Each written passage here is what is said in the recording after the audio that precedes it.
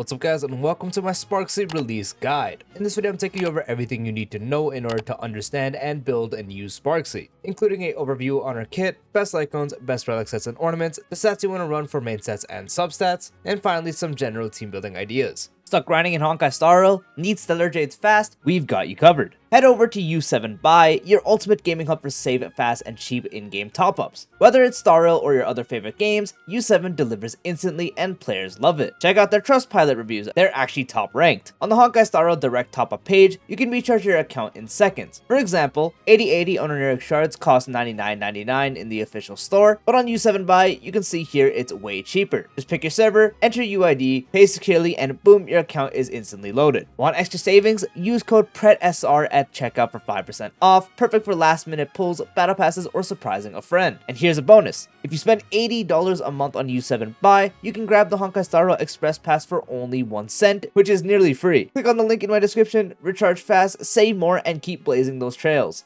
Sparxie's basic attack deals fire damage based off her attack to a designated enemy. Her skill will start a live stream and transform her basic attack into an enhanced basic attack, and will also trigger engagement farming 1 time, which during the ability you can repeatedly trigger engagement farming up to 20 times and is also considered as not using a skill. Engagement farming will cause the enhanced basic attack to increase the damage multiplier against one designated enemy by 20% and the damage multiplier against adjacent targets by 10%, and will randomly either gain straight fire, which is 2 punchline points and 2 skill points, or unreal banger, which is 1 punchline point, and using the ability is still not considered as a skill. The enhanced basic attack will finalize the live stream and deal fire damage equal to 100% of Sparxie's attack to one designated enemy, and fire damage equal to 50% of Sparxie's attack to adjacent targets. Her ultimate will gain 2 punchline points and deal fire damage equal to 0.6 times elation plus 50% of Sparxie's attack to all enemies. The talent, when Sparxie holds certified banger, using enhanced basic attack will deal 40% fire elation damage to one designated enemy and 20% fire elation damage to their adjacent targets. Additionally, for every 1 instance of engagement farming triggered, the enhanced basic attack will deal an extra instance of 20% fire elation damage to a random enemy attack. Using ultimate, deals 48% fire elation damage to all enemies.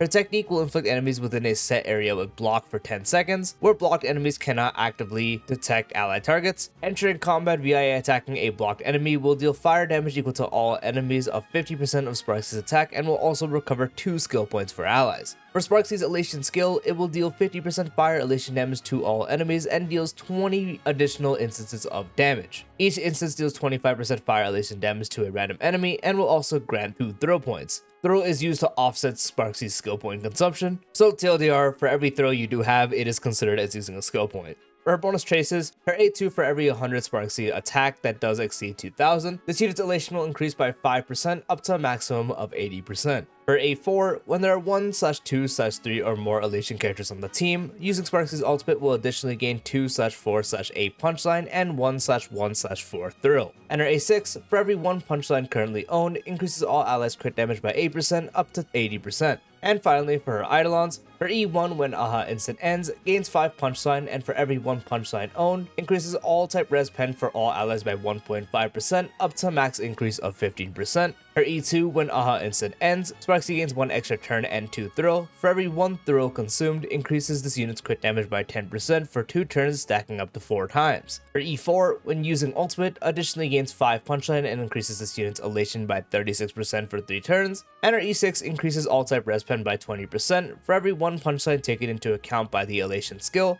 The number of its additional damage instances increases by 1 up to a max of 40.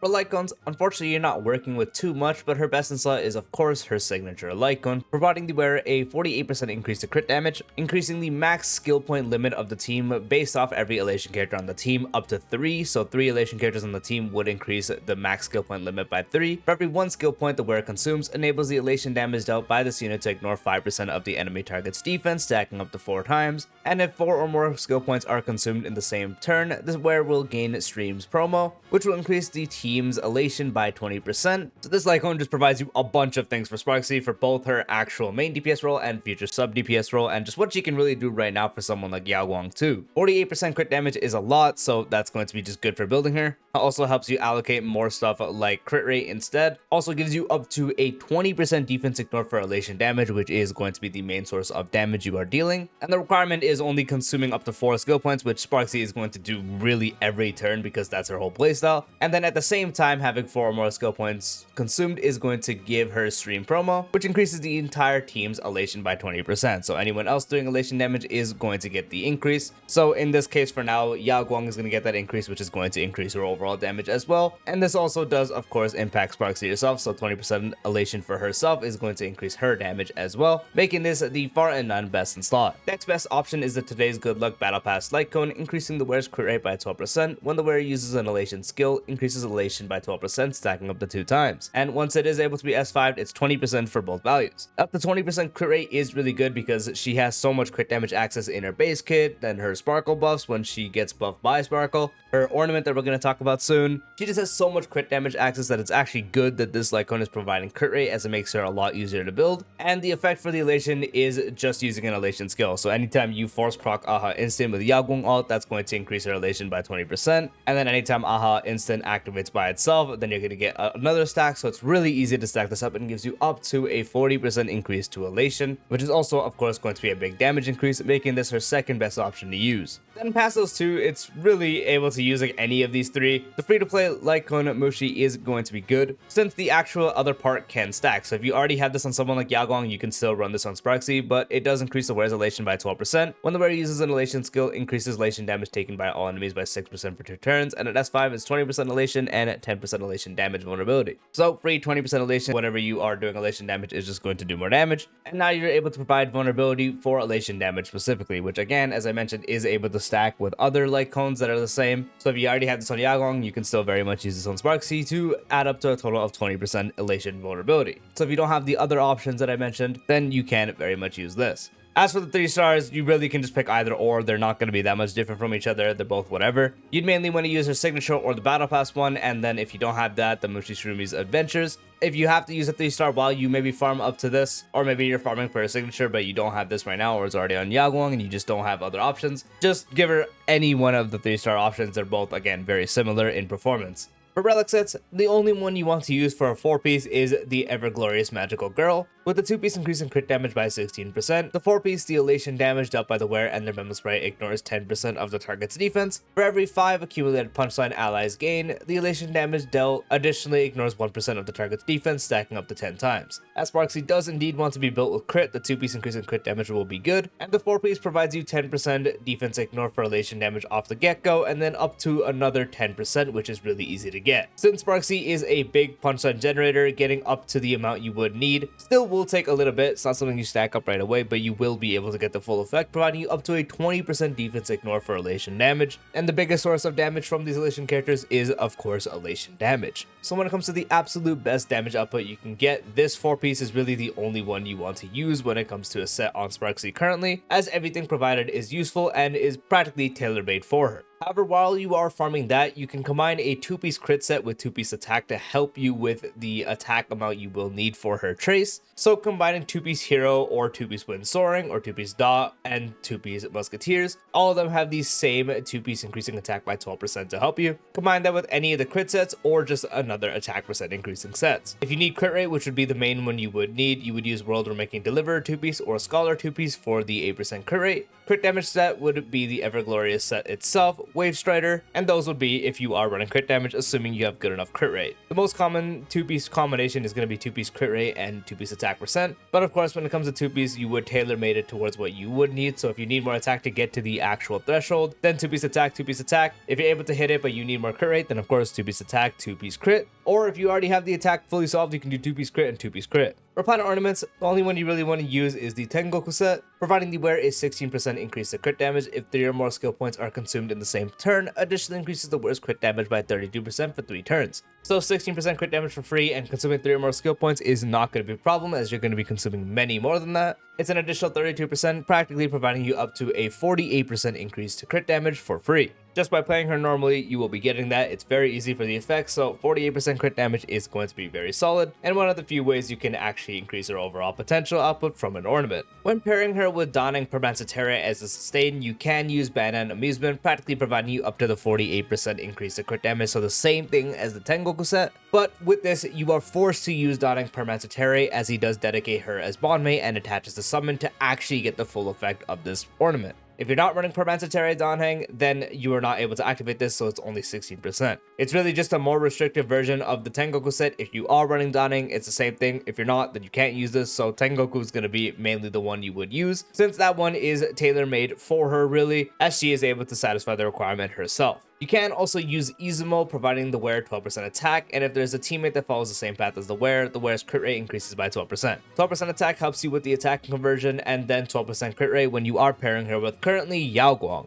You have to have Yao Guang on the team, which for the most part you will if you are having her. So in that case, it becomes a free 12% crit rate, which is going to be good since she has a lot more crit damage access than crit rate, so crit rate is pretty important. With the main stats on the relics, this very much changes depending on your goals, your team buffs, and the attack conversion of her traits. All in all, you want to hit 3600 attack regardless of your build, as that is going to get her the full elation conversion traits. So in a theoretical sense, the best main stats you can use is crit rate body, speed boots, attack orb, and energy regen rope. And you pretty much would sub out the non-attack percent main stats besides the crit rate one for an attack percent main stat until you do reach that 3600 in battle. When pairing her with someone like Sparkle, which is going to be pretty common to start, you can account for those attack buffs, and if you're running someone like Huohuo, you can also account for her attack buffs. If you are running Sparxie as a main DPS, which as I'm uploading this is going to be near release and that's really her biggest role, sub out speed boots for attack percent, as you're not really going to have a need for that extra speed, besides the optimization of Aha Instant where you need 200 speed Yao Guang and 134 speed Sparxie, but that's not necessarily something to really aim for, especially in the future when there's going to be more relation characters to help with the Aha Instant speed anyways. So when paired with Sparkle, definitely be sure you are running attack percent boots. If you are still in need of attack, then you would also sub out the link rope for attack percent instead of energy regen rate. So again, technically the best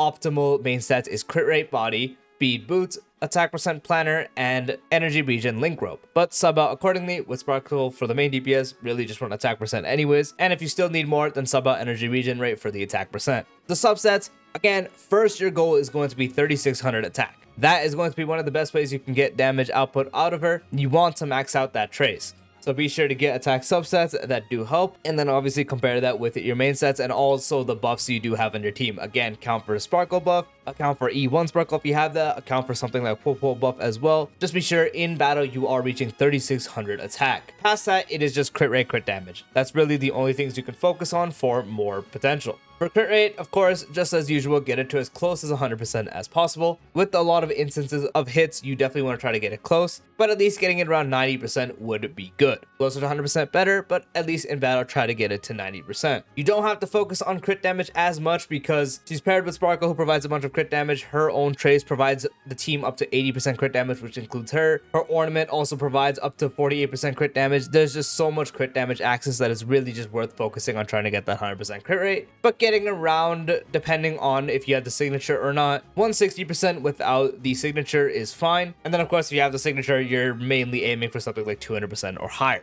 And now for some general team building ideas. I don't have Sparxie on my account currently, so pretend Asta here is Sparxie. The main teammate you don't want to negotiate out of is going to be Yao Guang. You want to have her on the team at all times. Yao Guang is going to make one of the biggest differences. By the way, this is accounting for Sparxie main DPS because you really can't run her as a sub DPS right now. So this is only really going to cover the main DPS portion. The third slot would go to none other than the Sparkle buff herself, and even if she wasn't buffed, it would be Sparkle. They work fantastic with each other. Sparkle gets built with as much speed as you can. Give Sparxie the turns. She overcaps skill points. She provides so many skill points, especially now. And if you have Sunday Lightcone on Sparkle, then even more. Sparkle is the other really good teammate, so these two are practically non-negotiable. And then the last slot would go to your sustain. One of the better sustains is going to be Huohuo because their attack buff helps with the conversion, and and also the energy for not only Sparxie herself, but also Yao Guang. However, you can very much use Danang Permatatere, that is completely fine. If you have neither of those, just use whatever is available, such as Aventurin, such as Luotro, so on. So the team would look something like this. If you're doing Sustainless, the only Sustainless options really do depend. The ones that can really make full kit use for Elation with their buffs and debuffs is going to be either Cypher or Tribi. These are the two characters that have perfect buff/debuffs that completely work with the Elation team without any wasted one. So the team could look something like this.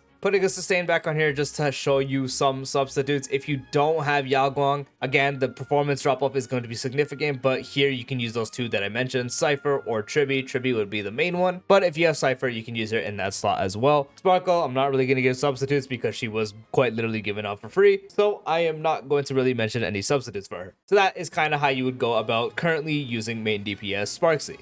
And that is the full Sparxie guide. I do hope you found this video helpful. If you did, dropping a like would be greatly appreciated. If you're new to the channel or haven't done so already, be sure to subscribe and turn on the bell icon for future videos like this, along with all the tips to start off content. And we'll see you later. Peace out.